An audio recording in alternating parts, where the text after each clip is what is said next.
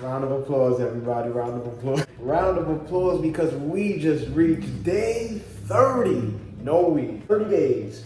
No weed. Alright, I know a lot of y'all been with me on this journey. I know y'all been hanging in there. Comment below and let me know what day you on. If you're still in these days, if you still made it this far. And this is not to condemn nobody that's you know what I mean, that's smoking. It depends on what you're smoking for. You know what I mean? But I had to take a break and I'm gonna tell y'all what went on in these last 30 days. Sure to get y'all pen and paper out. It's your boy Professor as if y'all ain't know. Go check out my last video about haters. We gonna explain this timeline. Let's get it. Boom. 30 days, no weed, we quit smoking. What did I notice from day one? I'll tell you, day one, here we go. Nothing. I noticed nothing. I noticed nothing on day one, and you shouldn't notice anything either, actually, homie, because if you can't go one day without it, I had to question myself. It's like, hold up, nigga. You can't go one day without it, then you really got a problem. So I had to reel myself back in. I had to obviously realize, bro, nothing could come before the Lord, bro. It's even a verse about that in the Bible. Oh yeah, it was Romans 6:16. Do you realize that you become a slave of whatever you choose to obey? You could never become a slave to nothing of this world, bro. Nothing of this world, bro, because Jesus Christ is the one true master. When you become a slave to something which is other than the word or whatever you want to call it, bro, then you got a problem, bro. Never let nothing come between that. You shouldn't have no problem going one day without it. Just one day, bro. Let's not even do it that. It's 24 hours. If you want to count down, distract yourself, do something else, do that, bro. I don't even care if you sleep the whole day. You should be able to go one day without weed. So I didn't notice nothing with the first day. Day 2 to 7. Let's do this real quick. Day 2 to 7. What did I notice? Appetite. Your appetite is going to go gone. It's going to go bye-bye. Your appetite is gonna go bye-bye. You're not gonna be able to eat anything, or you're gonna feel weird to wanna eat, you know what I mean? But you gotta force yourself, bro. You gotta force yourself to throw some food inside, but start lightly. That's what I did. I start lightly with little like Hot Pockets and Rice Krispies and then protein bars, little food like that, rather than just try to shove yourself down heavy food that you was eating before. Thing that I noticed too, even when I was working out, bro, I was working out, I'm breathing heavily now, like, bro, like the breathing was hard, everything else like that, bro. I'm pushing through the sets, you know what I mean? Still trying to go throughout the workout, and like my breathing wasn't the same. So obviously you're gonna notice a difference in that, especially if you work out and you're in the gym or you do running, track, whatever it is, you're gonna notice a difference in your lungs, bro. So be careful. As I got to day 7, as I got towards the end of the week, that's when a dream appeared out of nowhere, bro. And I got a whole bunch of, I don't even wanna do with some little sentimentals, make y'all feel sorry now, but I got a whole bunch of pain, trauma, a whole bunch of stuff, bro, that kept unloading into them dreams. Very vivid, bro. Damn near felt like nightmares. Damn near felt like nightmares. You gonna feel so crazy with these dreams that it's real life damn near, bro. But I mean, I didn't have a dream in years, so it was crazy feeling that. I woke up in the middle of the night many times, not being able to sleep. Had to go back to sleep, try again. Just woke up from the wildest dreams, yo. Y'all wouldn't even imagine. Now let's go on to 1 week and up. So let's do 7 to 14. You're gonna experience mood swings. Mood swings, that's on my able, yeah, you're gonna be feeling that. You're gonna be feeling mood swings within your mood. One day you're gonna be happy, the next day you're gonna be aggravated. The littlest thing's gonna aggravate you, your dog gonna aggravate you, your girlfriend, your homie, whatever. You're gonna get aggravated by the world altogether, bro. So it's best to either stay to yourself, try to push it through, rather than you put that negativity on the others, right? And on top of it too, your mood's gonna be flip-flop, so just know that. So don't even be surprised when it happens. Just know your mood is gonna switch. Your dreams, even more vivid. They're gonna keep getting deeper and deeper and deeper and deeper and feel even more realistic as you go the days by. So wake up at night, you're gonna be waking up 3 a.m., 4 a.m., 5 a.m., all of those different times.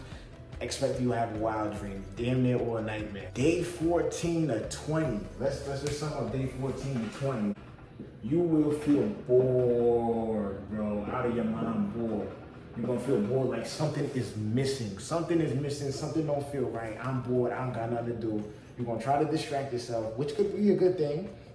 I might even try you to cause, you know what I mean, doing something new, trying something new, but you not only feel bored, you feel a little depressed though, bro. I ain't gonna front, you're gonna feel a little bit sad on the inside, man. The sadness, you know what you gotta do to the sadness, how you reroute the sadness. You reroute it to what? Prayer, my friends, prayer. I wanted to pray even more over the situation, knowing that I could conquer it, knowing that God got me. I was praying over the situation, so throughout the sadness, throughout the times you feeling unmotivated, you don't even feel like waking up damn near. You're gonna wake up in the morning, feel super groggy, bro, for no damn reason, it seems. But you gotta push through it, and you gotta pray to God to help you pull over this addiction that you got, or you might have, or this little break that you're going through. Day 20 and up now. Now let's kick things up a notch. We're going to day 20 to 30. Final stretch. Final stretch. The cravings are gonna come in like crazy now. Heavy. And like I said, you gotta reroute it, bro. You're right there. You're damn near at that mark, that day 31. That's the finish line. That's the finish line where you wanna be. That's conquering something, going 30 days without it. You right there at the end, bro. But you gotta push through. You gotta push through using mind over matter. Use your mind, control your mind to know, I don't need nothing. I don't need none of these things. I'm still me regardless. I can get it done regardless. I don't let these things control me. None of that, right? So you make it to day 30. Day 20 to 30, you're gonna get enormous cravings, out of your mind type of cravings, but you gotta put mind over matter. Remember that. Also a verse, Galatians 5:1. I was looking up verses to help me overcome this, verses to help me over.